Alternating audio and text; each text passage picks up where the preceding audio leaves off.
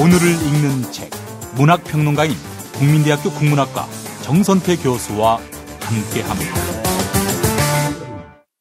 국민대학교 한국어문학부 국어국문전공 정선태 교수님, 오늘도 오키나와에 계신데 만나 뵙겠습니다. 교수님. 네, 안녕하세요. 예, 교수님. 오키나와의 오늘 날씨는 어떻습니까? 네, 오늘은 맑습니다. 어제는 하늘이 흐리고 빗방울이 좀 떨어졌는데, 네. 오늘은 환합니다. 그런데 예. 무슨 연습을 하는지 뭐 하는지 미군 그 폭격기들의 소리가 아주 불쾌하네요. 아니 근데 오키나와는 미국이 일본에게 넘기지 않았습니까? 네, 1972년에 이른바 복귀를 하긴 했죠. 예, 근데 예. 미군 기지가 이곳에 뭐 곳곳에 거의 이곳에 뭐 반 가까이를 차지하고 있죠. 이른바 이 아시아의 전진 기지라고 할 수 있을 것 같은데. 여전히 미군이 진주하고 있다고 봐야 되는 것이고, 뭐 대한민국도 마찬가지 아닙니까? 독립정부가 네, 맞습니다. 뭐 지금도 미군 기지가 얼마 전까지 서울 도심의 한가운데 또아리를 틀고 있었고요. 네, 참 말도 안 되는 소리죠. 네. 그래서 이 오키나와를 기지의 섬이라고 부르는 사람들이 많습니다. 뭐 맞는 얘기고요.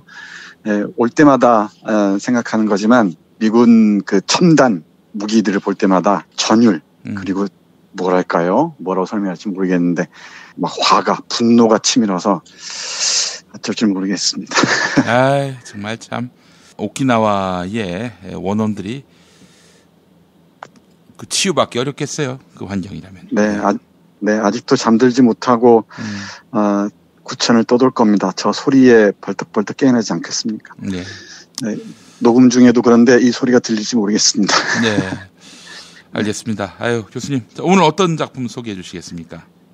네, 오늘은 오에 겐자부로의 에세이집이죠. 읽는 인간 여러분께 소개해드리겠습니다. 오래전에 오에 겐자부로의 오키나와 노트 소개해드린 적이 있습니다. 그렇죠, 교수님.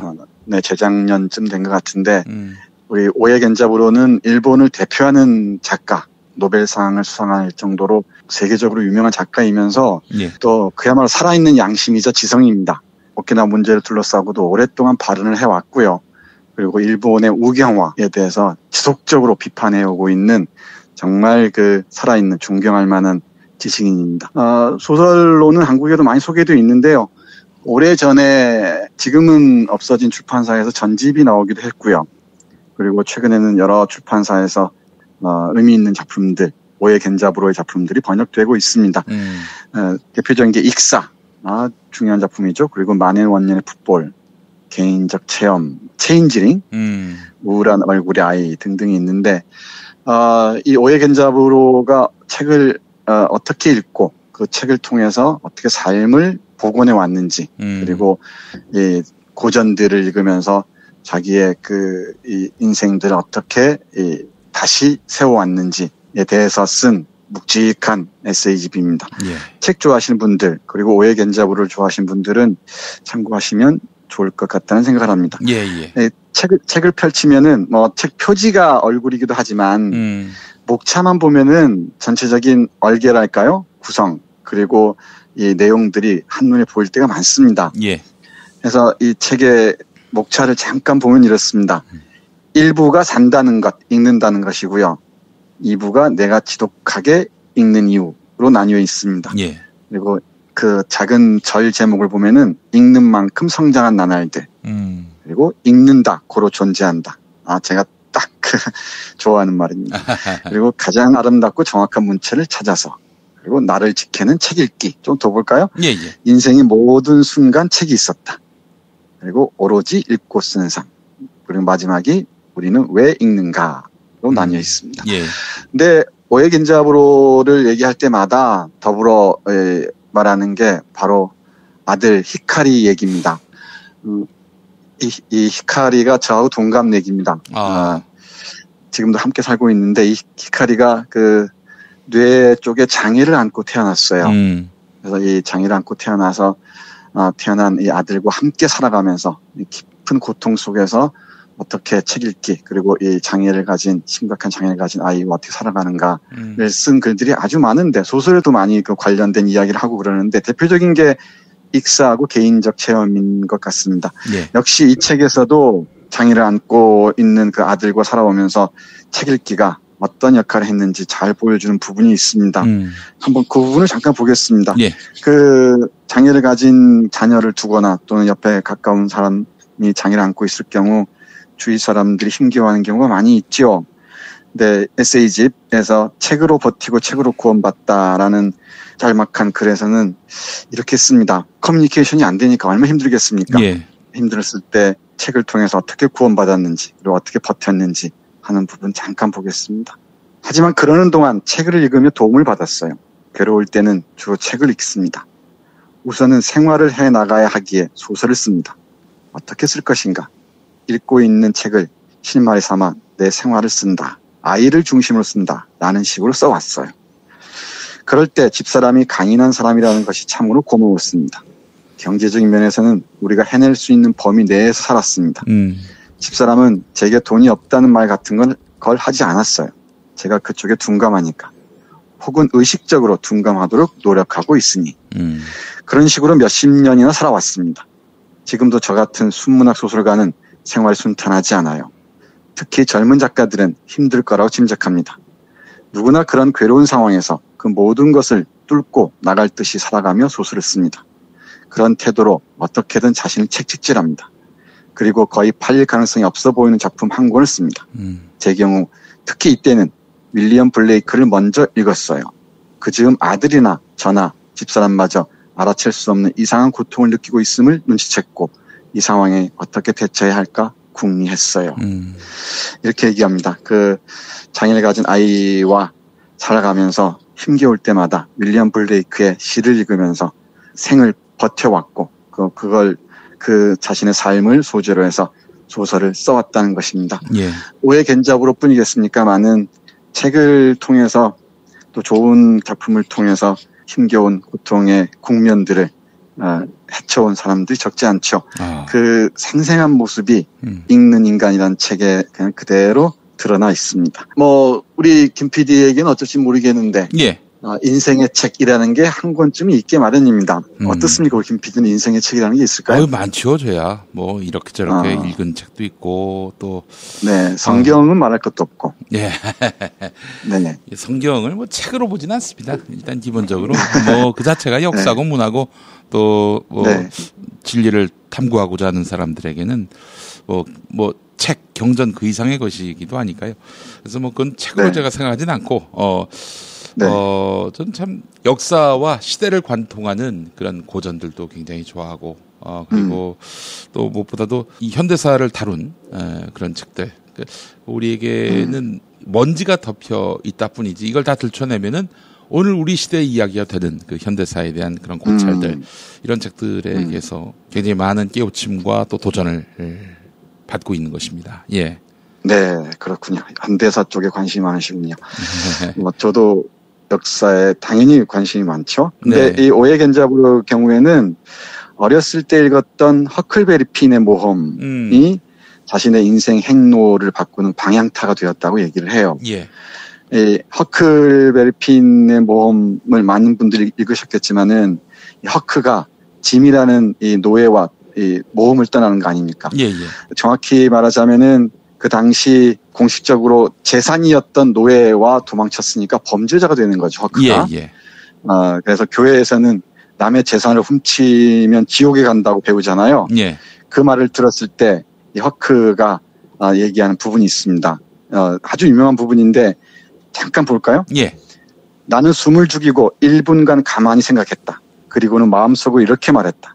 그래 좋다. 나는 지옥으로 가겠다. 그렇게 말하고는 그 종이 조각을 찢었다. 그것은 무시무시한 생각인 동시에 무시무시한 말이었다. 하지만 나는 그 말을 내뱉었다. 그리고 말한 대로 행하고 있다. 그 마음을 바꾸려 한 적은 단 한 번도 없다. 나는 이 마크 트웨인의 허클베리 핀의 모험의 한 구절을 인용하면서 내가 옳다고 믿는 것이라면은 설령 이 짓을 해서 내가 지옥에 간다 하더라도 옳은 일을 하겠다. 내가 생각한 바른 일을 하겠다. 네. 나는 이 허크의 발언. 그래 좋다. 나는 지옥으로 가겠다. 나는 이 발언이 오해 겐자브르의 인생을 결정짓는 역할을 했다고 합니다. 이런 경우 참 많이 있습니다. 하면서 일본 사회에서 이 오에겐자부로를 비판하는 극우 세력들이 아주 많습니다. 설령 그 자들이 나를 지옥을 보낸다 할지라도 나는 이 일을 하겠다라는 게 오에겐자부로 선생의 이 선언이었던 것 같습니다. 일본의 극우들을 보면은 정말 쓰레기들이라고 해도 과언이 아닐 정도로 아주 뭐 그 끝간데 없는 그런 악마적 발언들을 또 악마적 사고들을 하고 있는데 또 일본의 지성들은 세계 그 어떤 지성에 못지않은 그런 통찰력과 인간에 대한 사랑과 역사에 대한 염치가 있단 말이죠. 어떻게 이렇게 극과 극일 수가 있을까요, 교수님? 네, 우리 사이는 안 그런가요? 네. 언젠가 일본 극우에 대한 얘기들을 뭐 몇 번 말씀드린 적이 있는데, 일본 극우 세력들, 아베와 그 일당들, 자유민주당, 이 자민당의 이 포진해 있는 자들의 핵심적인 병폐는 과거를 성찰할 줄 모른다는 겁니다. 이 성찰의 무능력이 저들을 점점 더 예의도 없고 염치도 없는 그런 그 자멸 충동으로 몰고 가고 있는 것 같아요. 저들을 키우는 자양분은 이 혐오와 증오입니다. 이 혐오와 증오를 자양분으로 삼아서 삶을 지탱하고 있는데, 그러다 보니까 이 동아시아 질서를 해치는 가장 악마적 존재가 일본 극우 세력이 아닌가 싶어요. 한반도의 평화를 가장 두려워하는 자들, 가장 싫어하는 자들이 바로 이 자민당 세력이라는 걸 잘 알지 않습니까? 그들이 지금 가만히 있을 것 같진 않아요? 남북한 화해협력 무드에서 어떻게든 맞습니다. 이른바 겐세이를 놓으려고 무던히도 노력할 것 같아요, 지금. 네, 온갖 방해 공작을 펼칠 것으로 예상되고요. 뭐 안 봐도 비디오입니다. 근데 거기에 또 이 편승하는 한국에 또 유명한 정당이 있지 않습니까? 이 저들과 어떻게 싸움을 벌일지. 그 당은 민주자유 한국당이네요. 민주자유 한국당. 아마 그렇게 얘기해도 크게 틀린 말은 아닐 겁니다. 제가 보기엔 그래요. 역사를 조금만 거슬러 올라가서 보면은 뭐 친일의 DNA를 고스란히 갖고 있지 않습니까? 일본 제국주의자의 그 DNA를 간직하고 있는 사람들이 포진한 정당과 자민당이 크게 차이가 있을 거라 생각하지 않습니다. 저들의 이 자민당과 자한당의 방해를 넘어서 이 한반도의 평화 그리고 민주 정의를 위한 길로 나가기 위해서는 뭐 여러 가지 이 방법이 있겠지만은 제가 할 수 있는 건 열심히 책 읽고 여러분들에게 열심히 소개해드리고 하면서 이 깨어있는 시민들의 길로 함께 가는 것이겠죠. 이 책에서 놓칠 수 없는 구절 한 부분 더 여러분께 읽어드리고 마무리하겠습니다. 우리가 책을 읽는다고 얘기하지만 뭐 정보를 얻기 위해서 읽는 경우가 많이 있죠. 근데 정보를 얻기 위한 책 읽기가 아니고 오에겐자부로 주장하는 것은 그 안에 그 책과 함께 살기 위해서 책이 전하는 그 메시지를 내 삶의 한 부분으로 옮겨서 더불어 살기 위해서 책을 읽는다고 얘기합니다. 그 부분 잠깐 보겠습니다. 책을 읽는다는 것은 정보를 얻는 것과 같은 레벨이 아닙니다. 책을 읽음으로써 책을 쓴 인간의 정신이 어떻게 움직이는지, 한 인간이 생각한다는 건 그 정신이 어떻게 작용한다는 것인지 알 수 있어요. 이를 통해 사람은 발견을 합니다. 지금 내가 얼마나 중요한 문제에 맞닥뜨리고 있는지 깨닫고 결국은 진정한 나 자신과 만나는 것이 가능해지지요. 그런 기회를 움켜쥘 독서법이 있다는 것을 사이드는 알려주고 있습니다. 여기서 얘기하는 사이드는 에드워드 사이드를 얘기합니다. 오리엔탈리즘을 쓴 익사라는 작품에도 많이 나오는데 에드워드 사이드하고 각별한 사이였던 것 같습니다. 조금만 더 보겠습니다. 글을 쓰는 사람 안에 이러한 마음의 움직임, 정신의 움직임이 실제로 일어나고 있고 우리는 그곳에 발을 들였다. 이 사람이 중요한 것을 발견했다고 쓸 때 나도 글쓴이 옆에서 그의 마음이, 그의 정신이 둘도 없이 소중한 무언가를 발견하는 순간에 함께하고 있으며 그와 보조를 맞춰 전체적인 정신의 움직임을 경험하고 있다고 사이드는 말하고 싶은 겁니다. 이렇게 씁니다. 이 사이드와 다니엘 바렌보임이라는 그 피아니스트이자 지휘자인데요. 두 사람의 대화를 담은 평행과 역설이라는 책이 있습니다. 이 책을 소개하면서 오에겐자부로가 하는 말입니다. 한번 반복해서 말씀드리면 이렇습니다. 책을 읽으면서 그 사람이 중요한 것을 발견했다고 쓸 때 나도 글쓴이 옆에서 그의 마음이, 그의 정신이 둘도 없이 소중한 무언가를 발견하는 순간에 함께 있다고 경험하는 것이죠. 그 간접 경험의 시간이 바로 책이자 책을 읽는 시간이 아닐까 생각합니다. 예. 일본의 살아있는 지성, 행동하는 양심, 오에겐자부로가 어떤 책을 읽었는지, 그 책을 읽으면서 어떤 경험을 했고, 그걸 무기 삼아서 어떻게 세상을 바라봤는지, 그리고 인간을 어떻게 바라봤는지 함께 하셨으면 참 좋겠습니다. 예. 더불어서 오에겐자부 읽은 책들, 예를 들면 에드가 앨런 포의 시들, 그리고 오든의 시들, 그리고 단테의 신곡들이 어떤 의미가 있는지, 그 일리아드 오디세이가 어떤 의미가 있는지도 경험할 수 있을 것 같습니다. 예, 알겠습니다.